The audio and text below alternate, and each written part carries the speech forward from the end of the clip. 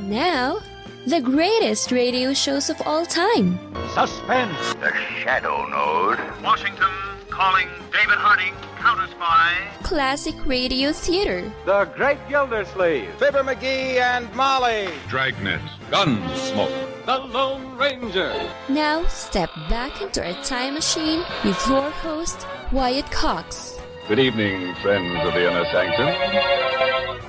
Radio's outstanding theater of thrills, Suspense, going back to October 16th, 1956, Sam Edwards and Dick Tracy starring in The Prophecy of Bertha Abbott.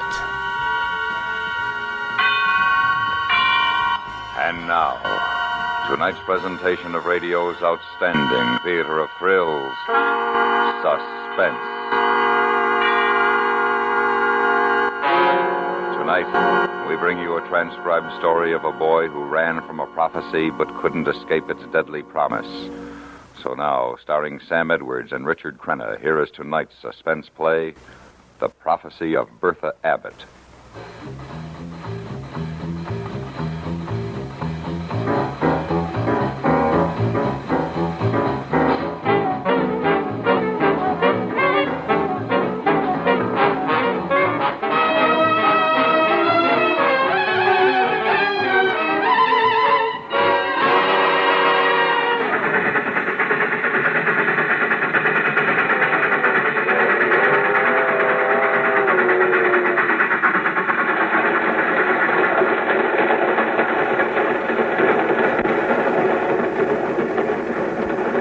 The train moved on into the night. It was dark in the boxcar, and Ernie was scared.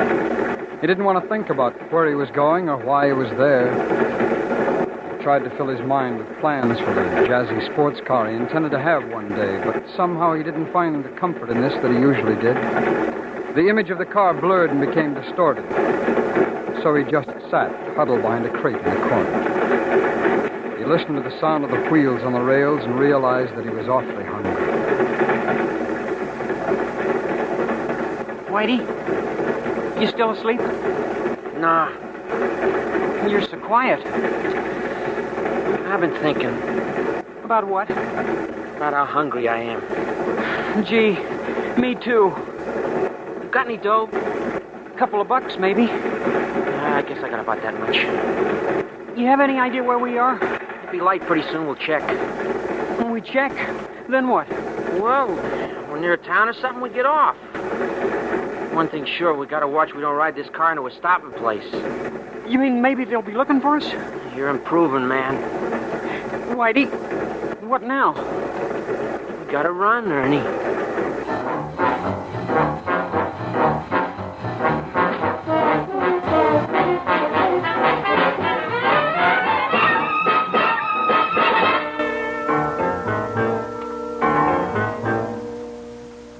He remembered she had lived alone in a little house at the end of the block. Her hair was gray and stringy, and she had a long, thin face with a beaked nose. Her name was Bertha Abbott, and she was generally regarded as a somewhat peculiar but harmless old woman. However, it was whispered among the children of the neighborhood that she was a witch, a real witch, and no child ever passed her fenced yard without a quickening step and a strange tingle of fear. Except in early summer, when the luscious golden peaches hung heavy on the tree just inside the fence. Then, fear momentarily forgotten, the children were apt to slow down and pause and contemplate the fruit. Tempting, tantalizing, and beckoning. Oh, Ernie, it'd be easy. You're scared. Oh, it wouldn't be. Old Lady Abbott might catch us. No, she wouldn't. She might? What then? She's a witch, a real witch. Gee, we could climb that old fence easy as anything. Oh, Whitey, let's go home. Oh, Ernie, look at them peaches. Yeah. Tonight, huh? When it's dark, nobody see it.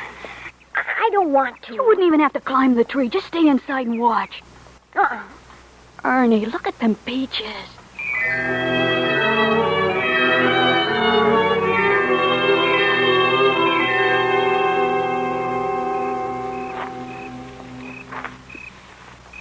Ernie? Yeah. Catch. That's enough, Whitey. Let's go. Put them inside your shirt. There. Whitey, let's go. big ones up here. We got enough. Here. Whitey, come on. Oh. Shh. Who's that? Who's that out there? Run, Ernie. Run! Run, Ernie, run! Ernie ran, but he didn't run far enough. Before he reached the fence, he stumbled and fell. Then fear as big as the night closed in on him. He was in the clutches of the witch. She had him by the collar, and she was shaking him and screaming at him. Come steal him, eh? Come on my property and come steal him. Let go of me, please. I'll teach you, you little thief. Let me go. I didn't do it. Let me go. You're a liar and a thief. Oh, you're a bad one. Yes, sirree, Bob, you're a bad one. You know what's going to happen to you?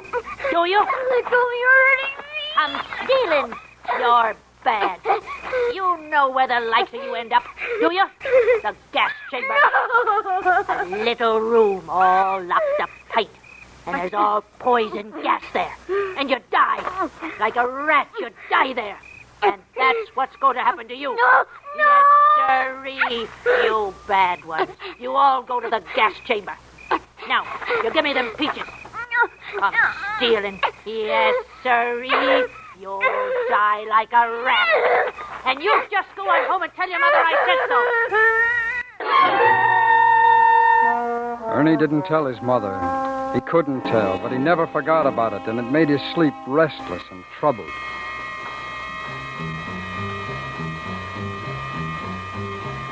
And the days and the years passed.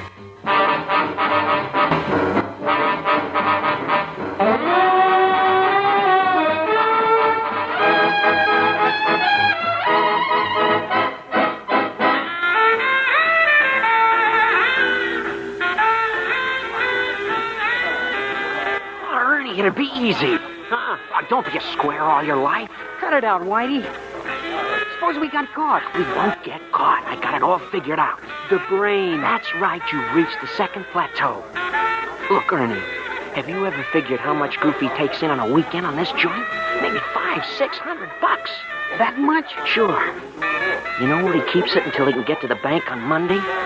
In a shoebox, right there in that back room. How do you know so much? Never mind. You just stick with old Dad. I also know there's a window in that room that opens to the alley. Well, there you have it. I don't want it. Ernie, think of all that dough. Yeah. Ernie, that neat car we saw down the Schweiger's lot. That one just needs a little fixing up. Yeah. Did you mention it to your old man? Yeah. Oh, what'd he say? Nothing. Just like he didn't hear me. Just like always. Like I never said anything. Like I wasn't even there. You should have heard my old man take off when I mentioned it. Like how? Same old jive. Like I'm a no-good bum, and if I'm such a big shot, I gotta have a car. Why don't I pay some rent? You know. Gee, that car, just a little fixing up. Sure. Well, tonight? I don't wanna. You won't even have to climb inside. Just stay outside and watch. Ernie, think of all that dough.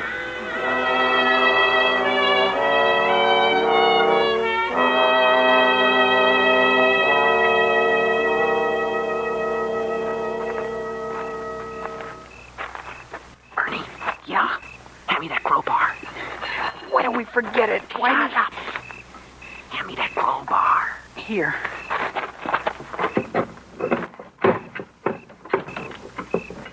Whitey? What? It's so loud. Oh, shut up. On your loud mouth. Whitey, let's go. Let's forget it. Oh, you're a cube for sure, man. Not when I'm this close. Okay. Here. Crowbar. Catch. No. I'm sorry, Whitey. Dummy up. It's okay. I'm going in. Now, stupid, watch.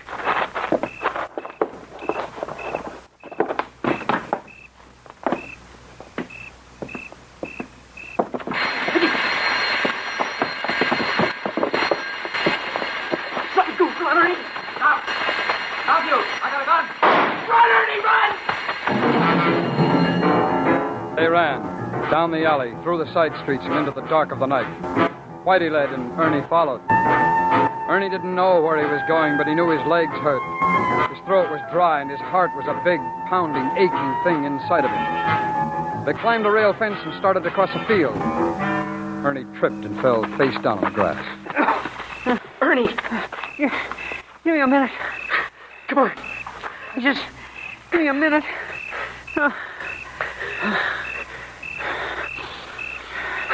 Whitey? What? Don't Clover smell good? We gotta run, man. You shot him. You shot old Goofy. I had to. No, you didn't. I didn't mean to shoot him. You didn't tell me he had a gun. Where'd you get the gun? Well, let's go. Oh, where are we going? Just follow me. No, really, Whitey. Where are we going? We'll cut across this field and swing around the back way of the freight yard. And then what? And we hop a freight, stupid. We gotta get out of town. I wish we didn't. I wish you hadn't shot Goofy. I wish... Come on, Ernie. We gotta run.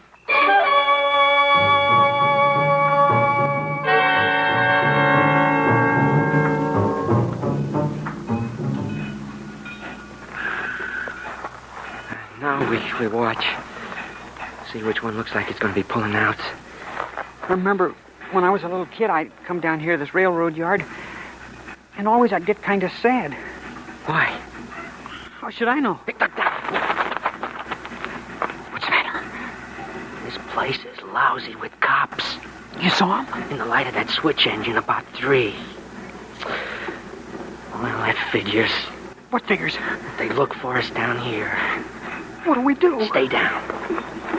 Crawl along the ground to that loading platform. We'll hide under that.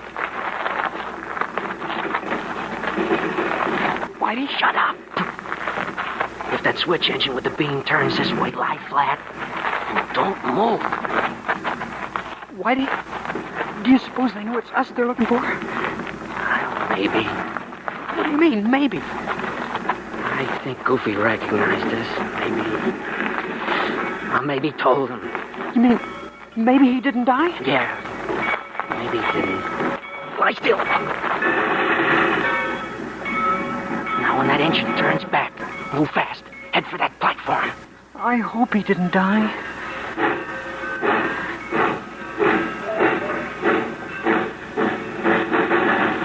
Now, run, Ernie!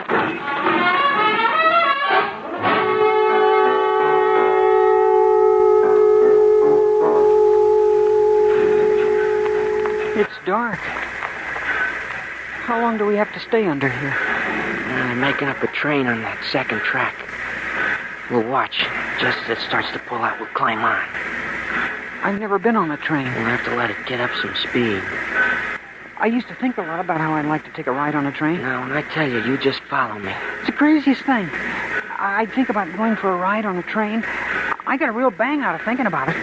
About getting a bag packed and saying goodbye to everybody and how I was going to send postcards, you know, all that stuff. And then it's so crazy. When I think about the train pulling out, I get sick. Really sick. You know why? Huh? I get really sick when I think about the train pulling out. Oh, Ernie, you're a real square. I think it's about time. I follow you, Wayne, huh? Yeah. Now about the 5th or 6th car there, see? Look, never mind, just follow me. But you gotta move fast.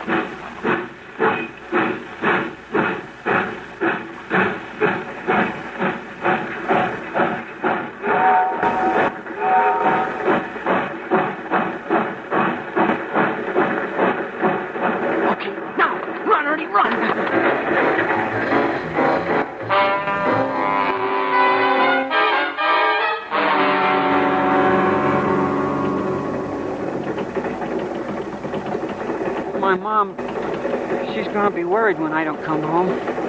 My mom, too. My old man. Oh, he's really gonna flip. I hope he's satisfied. What do you mean? Well, like he's always telling me I'm no good, like I'm gonna get in trouble. I guess I got it made. Yeah. Whitey, listen. Huh? The wheels. What about the wheels?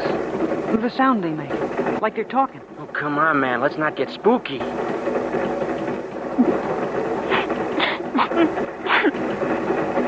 you crying? No. You are, too. Knock it off.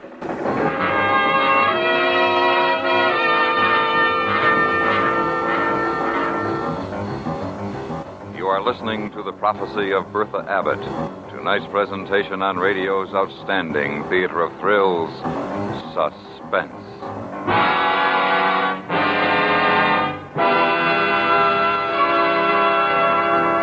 October 16th, 1956, Suspense on Classic Radio Theater with Wyatt Cox.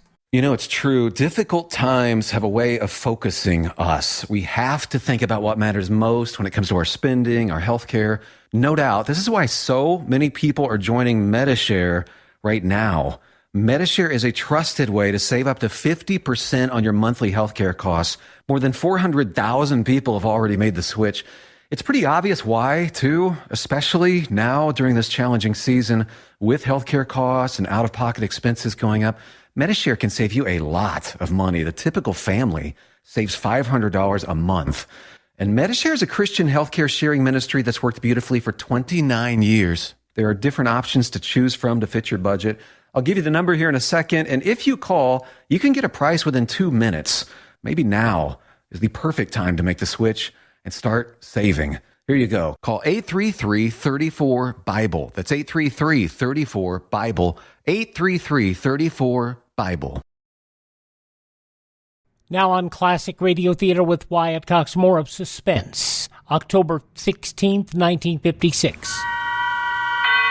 And now we bring back to our Hollywood soundstage Richard-Crenna and Sam Edwards, starring in tonight's production, The Prophecy of Bertha Abbott. A tale well calculated to keep you in suspense.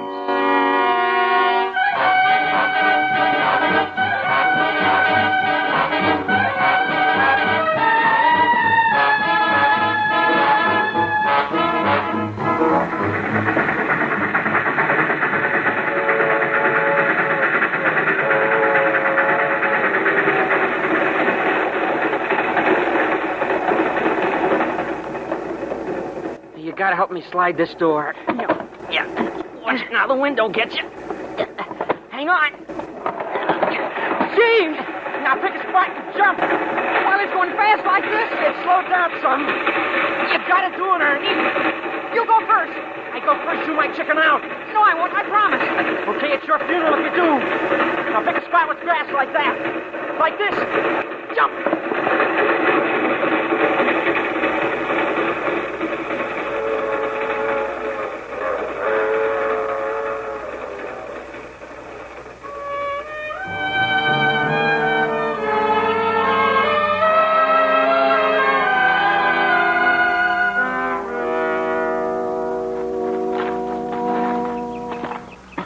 Where are we walking, Whitey? Well, there's got to be a town near here someplace. Seems like we've been going forever. I'll be a town pretty soon. Get something to eat. Can't you make any better time than that? It's my ankle. I heard it when I jumped off of that train. Do you suppose... Well, figure it this way. Maybe it won't be so bad. Do you suppose we ought to forget it and we'll just go back? Are you crazy, man? No, really, Whitey. Maybe it won't be so bad. Ernie, I don't dare go back. My old man. You know how he is. Yeah, that's right. My old man. You know what he's probably doing? What? Crying. Crying? Yeah, he cries lots of times. Why? How should I know? Well, your old man cries. You ought to know why. He's sad, I guess. I never did dig your old man reading all them books all the time. Yeah, that's it. He's sad, I guess. Oh, gee, it's hot. It's hot. It's cold. All the time beefing. Well, it is hot, and I'm thirsty. There's going to be a town pretty soon. Seems like we've been going forever.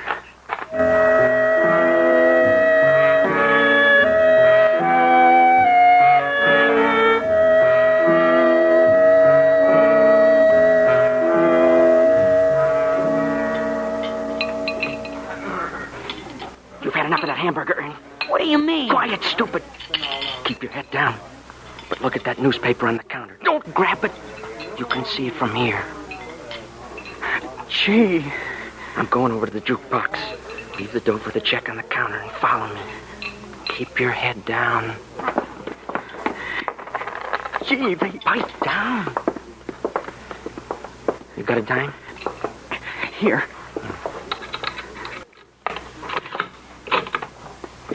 Gee, they got our pictures and everything. Yeah. Keep your back turned like you're looking for a record. That's my picture they took for the school book. I wonder, has this joint got a back door? Yeah, down at the end of the hall where the washroom is. Let's go, man.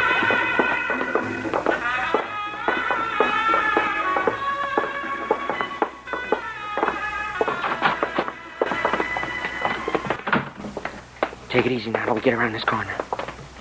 Okay, now. Let's hurry it up a little. We'll head for that drawer we passed on the way in. Stay there till it's dark.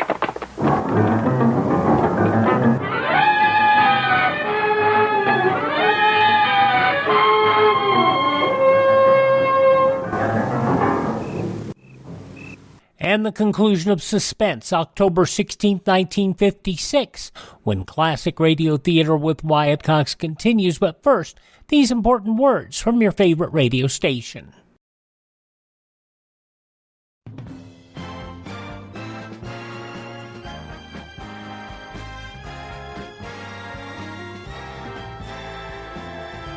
Now on Classic Radio Theater with Wyatt Cox, the startling conclusion to Suspense, October 16, 1956, The Prophecy of Bertha Abbott. It's almost dark. What now, Whitey? You know something, Ernie? You get out of this country, you go someplace maybe like South America. You got a little dough, you can live like a king. You know that, Whitey? Oh, that's no jive, man. You got a few bucks, that's all you need. Yeah, I've been thinking about it. Yeah? Yeah, I've been sitting here thinking about it, about how we go to South America. See, and we fall into something real good, like we discover uranium or something. We make a pile. And we come back and I got a big car. And I go home. And I drive up there in front of my old man and... well, like he's all the time saying how I'm no good and how I'm never going to make it. Only now I got this big car and all this loot. And I'm a big man, see? Ernie, wouldn't it be the most? Yeah. Only, we can't go home. Yeah. Yeah, that's right. Yeah, well... Whitey, it's almost dark. What now? South America. What? We're going to South America. You're talking crazy. No, I'm not. Did you notice that sign on the highway back there? We're almost to San Diego. San Diego, man, they got a harbor there and boats. You know anything about boats, Whitey? Well, not exactly. See? You're talking crazy. I tell you I'm not. First, we gotta pick up a car. You know how to pick up a car, Whitey? It'll be easy. You sure you know what you're talking about? Ernie, you just follow old Dad.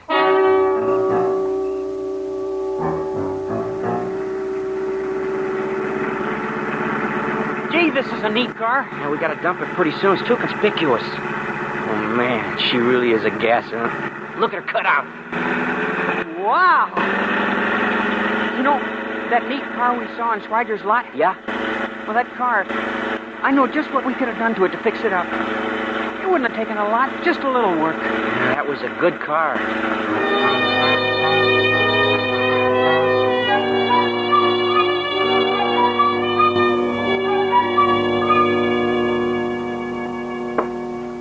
Man, ain't that something?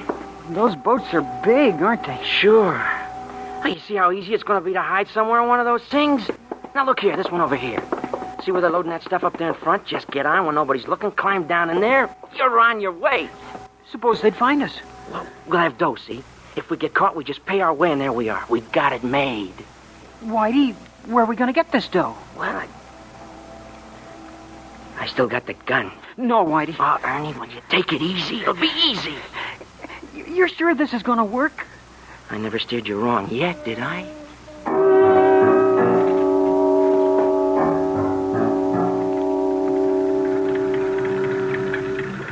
this job will be a breeze. I got it all worked out. You just stay here and keep the motor running. We'll be ready to take off. Now, you know the way. Like we planned it, yeah. Where are we going to ditch the car? Behind the warehouse on the dock, yeah. And the boat? The Nino Perdido, yeah. Nino means boy. What does Perdido mean? How should I know? Okay, now, wait.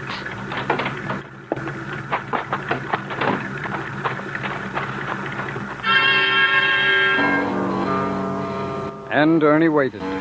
He didn't want to think about why he was there or where he was going, so he tried to fill his mind with other things. Then he remembered that Perdido meant lost.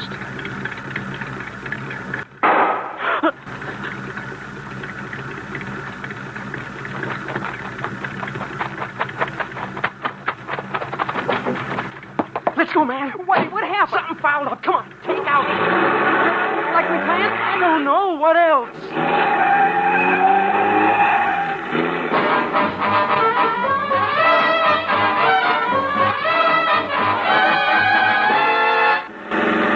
Well, there they are. After us?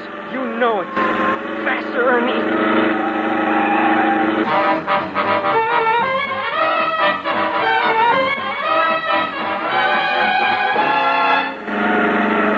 They're almost on us. We're near the dock. Did we ditch the car like we planned? I don't know. You gotta tell me, Whitey. I guess so, Ernie.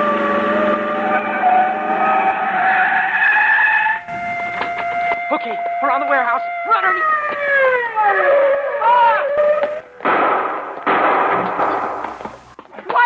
Whitey! Run, Ernie! Run! So Ernie ran, around the warehouse and onto the dock, and fear as big as the night was on him. For now he was running alone.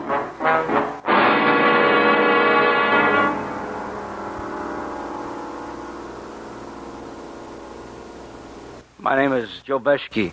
I'm a seaman on a Nino Perdido. Able-bodied, that is. I'm standing gangway watch, see, and I hear they're shooting down by the warehouse. Well, I'm like this. I always figure when they're shooting, that's when I'm going to make myself scarce. So I ducks down behind this winch, and I see this kid come running down the dock. He's running real crazy, zigzagging all over the place like he lost his rudder. Then he heads this way, and before I can stop him, he's aboard. Well, now, like I say, I wasn't at my station, but anybody could have seen them signs all over the place. There's quarantine, danger, keep off. You see, we was due to sail, but we discovered rats, and we had to fumigate.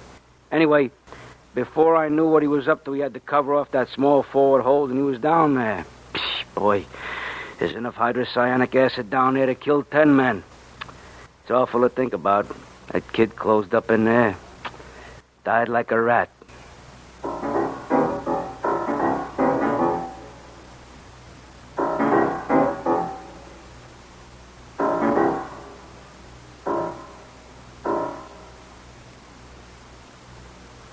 Suspense, in which Sam Edwards and Richard-Crenna starred in tonight's presentation of The Prophecy of Bertha Abbott. Be sure to listen again next week when we bring you another presentation of radio's outstanding theater of thrills, Suspense.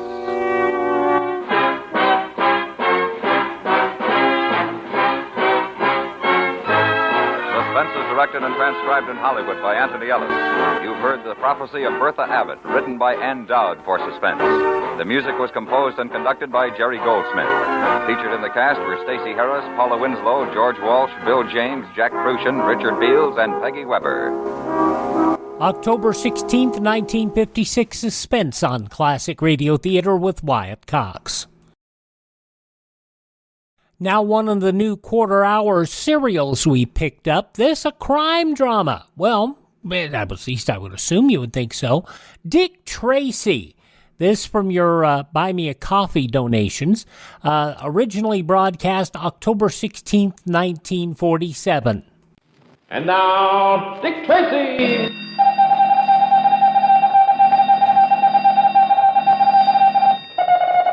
This is Dick Tracy on the case of the Book of Four Kings. Stand by for action. Let's go, men.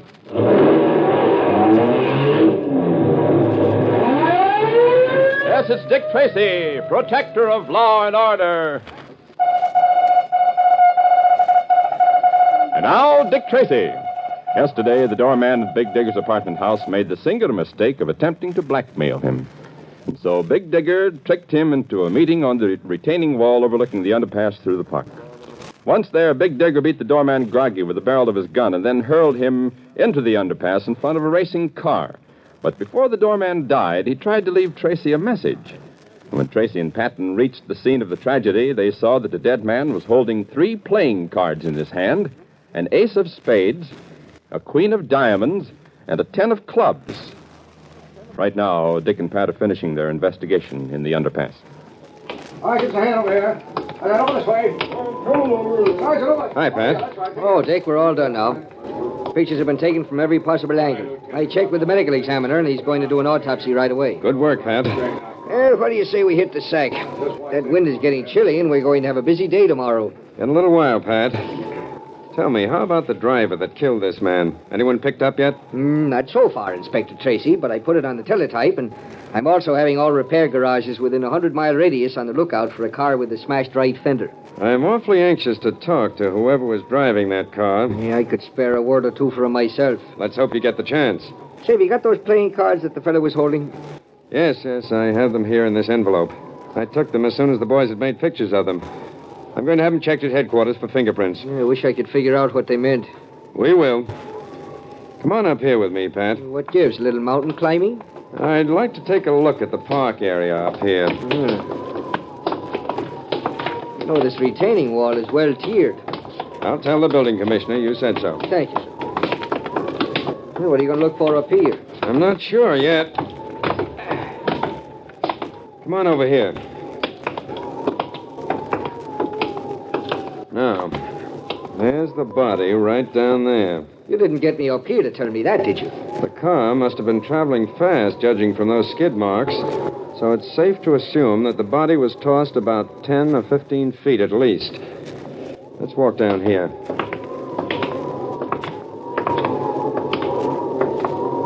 Shine your light around here on the cement walk, Pat. How's that? Fine. Hey, Dick. What's that?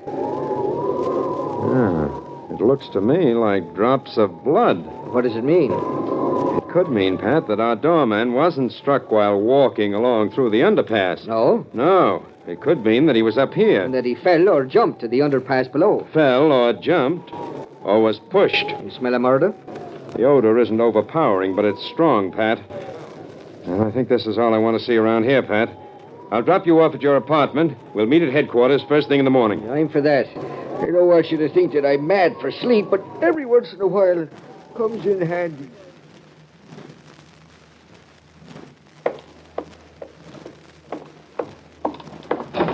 Good morning, Richard. Hello, Pat. Sit down. Oh, you're so kind. Any reports in yet? Some. I've just been going over the post-mortem. Boys did a quick job. What's the verdict? Well, there's no doubt but that the man died from injuries he received when the car struck him. There goes your murder theory. Not quite. Well, what else did you find? Some unexplained head injuries. You mean something that wasn't the result of the collision with the car? Exactly. I don't think we could ever prove anything because they could be a freak result of the collision. But I think, and Dr. Carey agrees with me, that the bruises on the face and nose were caused by a pipe or a loaded cane. In other words, somebody belted the guy before he tangled with the auto? Yes. Oh, you've been reading too many books. Why try to complicate a simple hit-and-run death?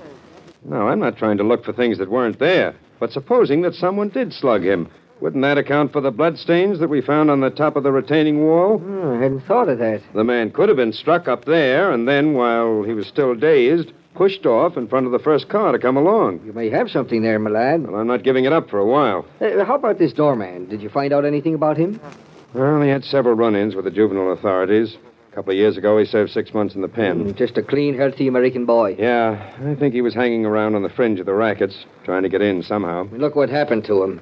You'd think these jerks would get wise to themselves. They lead a life that no self-respecting pig would tolerate for a moment, with nothing but prisoner of the chair ahead of them. What was he doing as a doorman? Maybe he was getting set to case the joint. Duck Boy, the owner-manager of the apartment, told me that he was just keeping them there on trial. Do you think his murder had anything to do with your showing him the picture of Mark Easy? That's the big question, Pat. If this man's death is tied in with Mark Easy's murder, it means that someone around here is getting close to home. And all I want to know is who done it. You know, I think the doorman was trying to tell us when he died. Are you crazy? Let's stick to one subject at a time. Well, how was he trying to tell us? This fellow always carried a pack of cards around with him. Yeah, I know. He had 3 cards in his hand when we saw him last night. Yes. There they are, Pat. Right on the desk. The ace of spades, the queen of diamonds, and the 10 of clubs. Well, what was he going to do? Play 3-card Monte? He'd been playing for his life. And when he got those cards out, he knew he'd lost. And you think he was trying to tell us something. Well, what? We're going to sit right here in this office until we've found out. The ace of spades, the queen of diamonds, and the 10 of clubs. Frankly, they don't mean anything to me. Don't give up too easily, Pat. I didn't. It was a terrible struggle.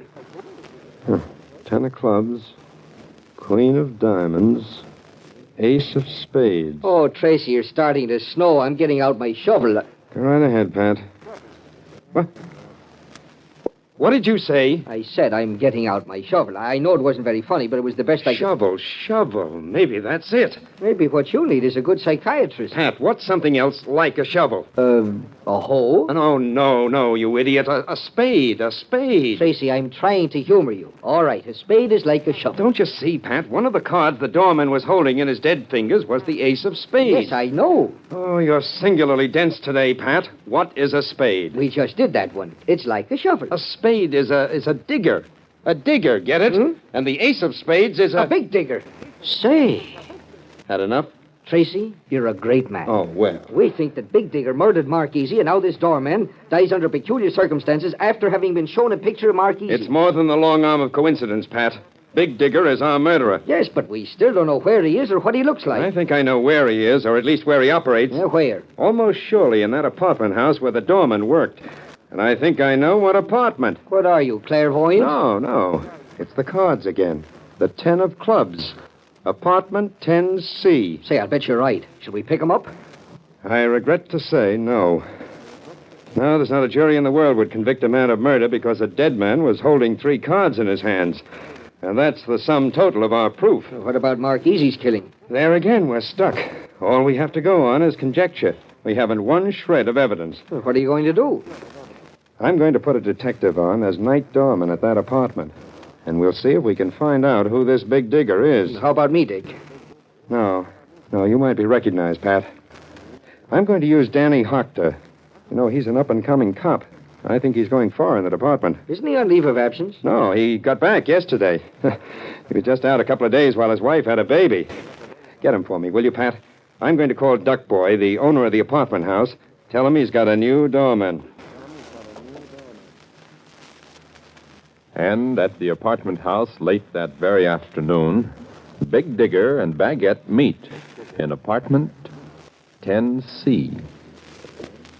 I see by the papers that your doorman was the victim of a hit-and-run driver in the park underpass last night. Yes, wasn't it a pity? How did you manage it? I was very subtle. I slugged him and dropped him down the embankment in front of a car, neat and simple. And safe. A decided virtue. There's been considerable loss of life since you came to town. Only 2 casualties, and both completely justified. Oh, I wasn't criticizing. Did you see Van Rumpel? Mm-hmm. I had lunch with him today. He's very anxious to play some poker tonight. He was so pleased when he won yesterday. They all are. When I retire, I'm going to write a book on Dopus americanus, the common or ground variety of American sucker. It should have an extensive sale. Have you seen your new doorman? Have we got another already? Why, yes, and he's beautiful. And so polite. Does he seem accustomed to the work? Well, just how much training does it take to open a door? Stop being funny. I'm wondering about something. What? If that guy who was trying to blackmail me told the cops more than he let on, I'm going to call Duck Boy. Who's he? He's the owner-manager of this apartment house. He knows me as Roberts and thinks I'm a great guy. He ought to after the bribe I gave him to get this apartment. Hello? Hello, Duck Boy. This is Roberts. Oh, hello. I'm calling to complain about your new doorman. I want him fired. Isn't he any good? He's terrible. Well, I'm afraid I can't fire him. I'm not in the habit of playing games. Either fire that new doorman or I go to the state rent control board and tell them you took $5,000 under the table as a bribe for this apartment. Now, just a minute, Mr. Roberts. I'd like to do what you ask, but I can't. Please don't do anything. Just be patient. You see, I was forced to take this man by the police. And now, back to Dick Tracy. What is it, Big Digger? Not very good. The new doorman was put there by the police department. Call off the game tonight. I've got to do some thinking. It looks like another casualty may be justified. It's bad luck for Dick Tracy that his scheme has been found out by Big Digger. Better tune in tomorrow for the adventures of Dick Tracy, heard overseas through the Armed Forces Radio Service. And this is George Gunn speaking. As it was heard over ABC on Thursday, October 16th, 1947, 4:45 Eastern Time in the afternoon, just before Tennessee Jed, another Western quarter-hour show, Terry and the Pirates, and Sky King on ABC. That's Dick Tracy here on Classic Radio Theater with Wyatt Cox. Thank you so much for making us a part of your day. Would you do me a favor and thank this station and support their advertisers? It is their kindness and courtesy that allows us to be with you each and every time they roll around here on your favorite radio station. And if you miss a day, you don't have to miss a show. Sports preemptions, which we know has to happen from time to time, but if you miss our show, you can always hear it on demand at classicradio.stream. That's classicradio.stream. We also have a list of podcast locations where you can get the shows from. Also, you can contact us there. You can also see our social media links, and you can buy me a coffee. The buy me a coffee money goes toward acquiring shows, just like we got Dick Tracy here. Those shows are hard to come by in good condition. Thank you so much for tuning in. Please tell all your friends the great radio shows are right here at this spot on the dial. Classic Radio Theater with Wyatt Cox on your favorite radio station.